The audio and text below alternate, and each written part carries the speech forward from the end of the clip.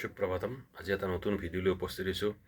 আজি আহক মানে পূজাৰ বিষয়ে ক'ম, দুটামান পূজাৰ বিষয়ে ক'ব ওলাইছোঁ। পূজাৰ বিষয়ে এটা নতুন ভিডিঅ' কৰিব ওলাইছোঁ। আহক প্ৰথমে মই মোৰ থাপনাখন দেখুৱাইছোঁ। এইখন হৈছে মোৰ থাপনা, অৰ্থাৎ মই গুৱাহাটীত আছোঁ। এয়া মহাপ্ৰভু গণেশ বাবা, এই ভোলেনাথ, আৰু ছাইডত আছে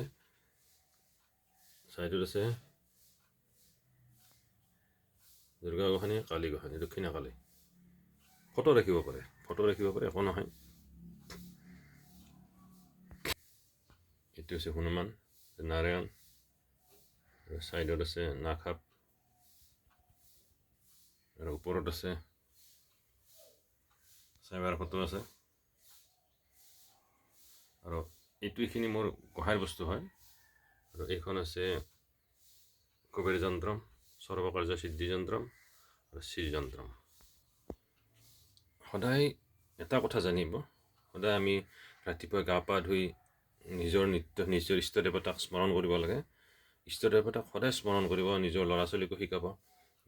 কিন্তু ইষ্ট দেৱতাৰ জপ থাকে, প্ৰত্যেকটা দেৱতা দেৱ দেৱীৰ ইষ্ট দেৱতাক যি গোসাঁইক ভাল পায় তেওঁলোকৰ ইষ্ট দেৱতাৰ মানে জপ থাকে।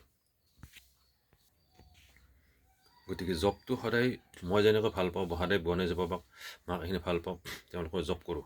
গতিকে আপোনালোকেও ইষ্ট দেৱতাক নিজে সাধনা কৰক, জপ কৰক। আৰু আনৰ কেতিয়াও অন্যায় চিন্তা নকৰিব। আনৰ অন্যায় চিন্তা কৰিলে তাৰ বিপদ অনিবাৰ্য হ'বই, ফাইনেল হ'ব। গতিকে মই সদায় ভাবোঁ, মোৰ লগতে সমূহ ৰাইজক, অসমবাসীকো ভাবোঁ, দেশখনৰ কথা ভাবোঁ, চবৰে যাতে মংগল হয়। কিন্তু কাৰো অন্যায়ৰ কথা মই চিন্তা নকৰোঁ, কাৰো কথাই বেয়াকৈ নাভাবোঁ। গতিকে সদায় নিজৰ ইষ্ট দেৱতাক সদায় জপ কৰিব, 108 বাৰ কৰি। 108 বাৰৰ তলত জপ নহয়। 108 বাৰৰ তলত জপ কৰিলে সেই কাৰ্য সিদ্ধি নহয়। কিন্তু পাৰিলে 108 বাৰৰ ওপৰত বেছি কৰিব লাগে, নোৱাৰিলে 108 বাৰ। গতিকে ইষ্ট দেৱতাক সদায় আৰাধনা কৰিব, নিজৰ কামত গুচি যাওক, কাৰ্য চিয়'ৰ ছাকচেছ হ'ব। তাৰ ভিতৰত যদি আপোনালোকৰ কিবা অশান্তি থাকে, নিজৰ ল'ৰা ছোৱালী, নিজৰ লগতে নানান ধৰণৰ প্ৰব্লেম থাকে, মোৰ লগত যোগাযোগ কৰিব। কুস্তিখন চাই প্ৰতিকাৰ কৰক, চিয়'ৰ ৰিজাল্ট পাব। এটা কথা মই চিয়'ৰ ক'ব পাৰিম যে কুস্তিখন চাই যদি নানান ধৰণৰ বাধা বিঘিনি থাকে, এই বাধা বিঘিনি দূৰ কৰিব পাৰি।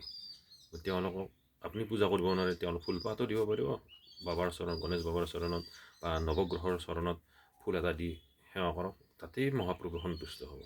আপোনাৰ যদি সম্বল নাই, ফুলপাতক যদি বোলে মোৰ পইচা আছে, পূজাখন ভালকৈ কৰক, ভাল এজন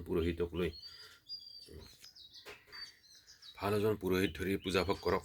কিন্তু পূজাভাগ কৰিলেও নহ'ব, আপোনাৰ একান্ত হিয়া উজাৰি পূজাখন কৰক। পুৰোহিতজনো ভাল হ'ব লাগে, প্লাছ তাৰে আগত কিন্তু গৃহস্থজনৰ শুদ্ধ চিত্ত মানে হিয়া উজাৰি পূজাখন কৰিব লাগে, সেই ৰিজাল্ট চিয়'ৰ পায়। কিন্তু নিজৰ ভক্তিক একান্ত মানে ভক্তিত ভগৱানো সন্তুষ্ট হয়। গতিকে মোৰ জীৱনত বহুত বাবাক লগ পাইছোঁ, গণেশ বাবাক লগ পাইছোঁ, নাগ নাগিনী লগ পাইছোঁ, বাস্তৱত লগ পাইছোঁ। মই এটা ভিডিঅ' পিছলৈ বনাম।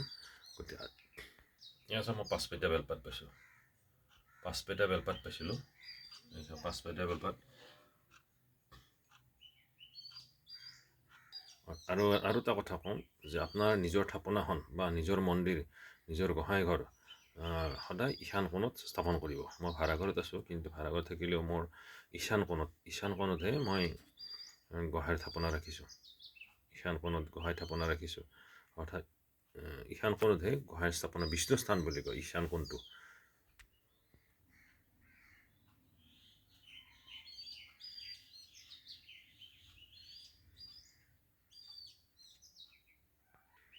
ওম গণেশায় নমঃ। ওম সর্ব বিঘ্ন বিনাশ সর্বমঙ্গল হেতবে পার্বতী প্রিয়পুত্রায় গণেশায় নমঃ।